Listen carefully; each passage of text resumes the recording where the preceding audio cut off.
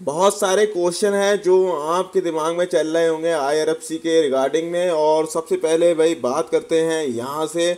और जब भी भाई आईपीओ आया था, आपको पता है लास्ट जनवरी में मोस्ट ऑफ द एनालिस्ट ने अपना ओपिनियन रखा था, कहा था भाई आईपीओ फेयरली प्राइस पे आया है और रिकमेंड किया था फॉर लॉन्ग टर्म इन्वेस्टमेंट के लिए।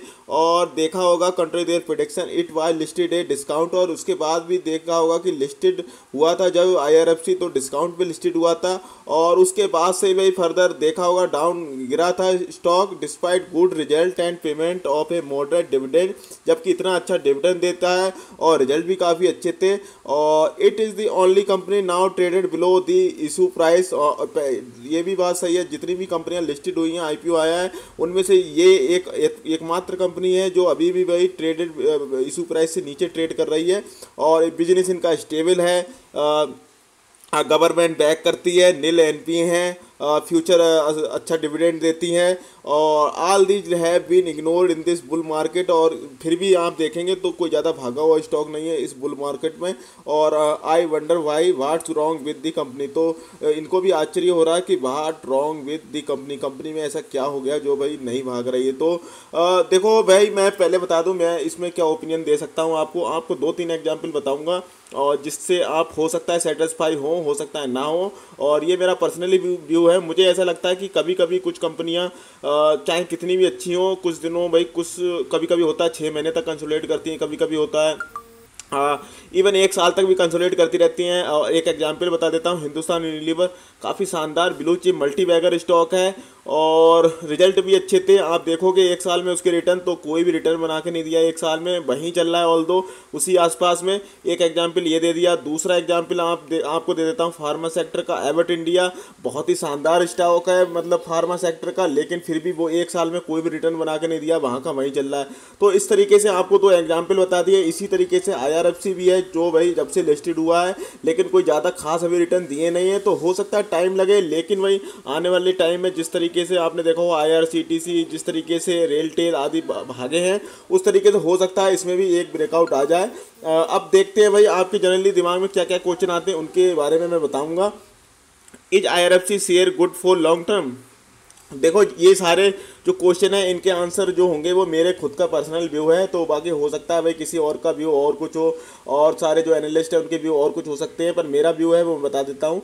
तो आईआरएफसी शेयर लॉन्ग टर्म के लिए ठीक ठाक मुझे लगता है। अगर आपको भाई डिविडेंड वाला स्टॉक पसंद है, पीएसयू कंपनी है, डिविडेंड अच्छा देती है, 5% की डिविडेंड डील है, तो आपको डिविडेंड भी मिलता रहेगा। और भाई अच्छा खासा भाई ऐसा कोई है नहीं, डाउन साइड है नहीं, लिमिटेड है और एज ए एफडी की तरह आप ले सकते हैं।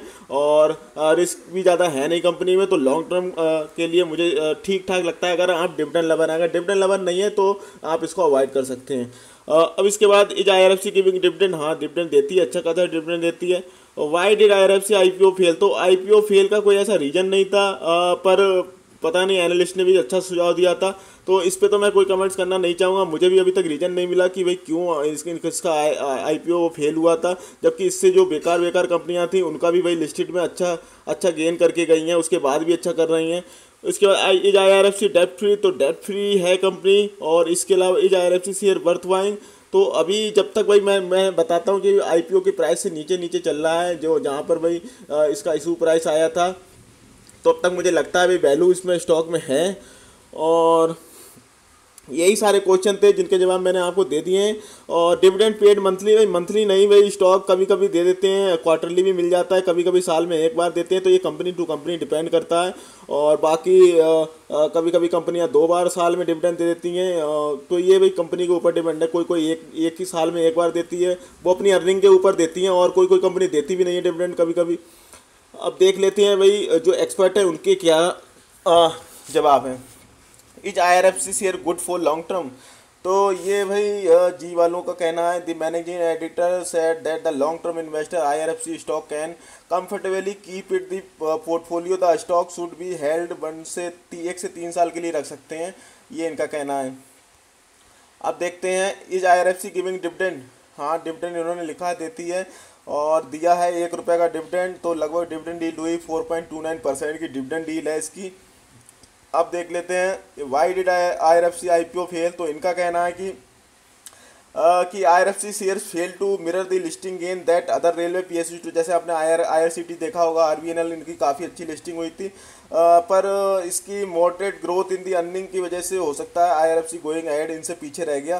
तो ये इनका कहना है भाई, हर किसी एनालिस्ट की अलग अलग व्यू हो सकता है, इनका ये कहना है। उसके अलावा आप देखेंगे, is IRFC debt free? IRFC has a unique business model and relies heavily on Indian railway for profit as long as the agreement between IRFC and MOR keeps renewing. The company runs a risk-free business despite having high long-term debt. It is the first public sector NBFC to get listed.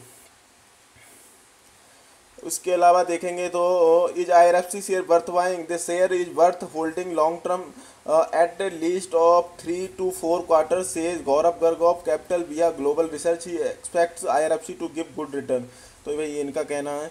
इसके अलावा can IRFC be a multibagger? It want to be a multibagger for sure, but it is a very safe stock that will surely give much better return than any mutual fund, could expect good dividend, and I personally expect it to double in 3 to 4 years from here. You can keep Rail Vikas as benchmark for it. तो ये सारी चीज़ें थी जिनके answer, देखो experts होते हैं जो लोग और होते हैं, उनके आंसर अलग हो सकते हैं। आपको भी अपना एक व्यू बनाना है। ऐसा नहीं है कि इनका व्यू है, इन्होंने जो कह दिया वही सही है, या मैंने जो कह दिया वो सही है। आपको अपना एक व्यू बनाना है स्टॉक के लिए, फिर उसके बाद ही कुछ भी करना है, चाहे आप बाई करें चाहे सेल करें। अब चार्ट पे लेके चलता हूँ, चार्ट को थोड़ा जूम कर लेता हूँ। और जब ये यहाँ पर था 21 रुपये के आसपास, तब मैंने कहा था 20 रुपये इसकी डाउन साइड है, इससे ज़्यादा नीचे जाएगा नहीं। और यहाँ पर कई दिन कंसोलिडेट किया, मैंने कहा था यहाँ पर खरीद सकते हैं। उसके अलावा जब यहाँ पर था तब भी मैंने बताया था कि मुझे जब तक भाई जो IPO का लिस्टेड प्राइस है 25 रुपये के आसपास हुआ था, वहाँ से भाई नीचे है, तब तक मुझे इसमें वैल्यू दिखती है।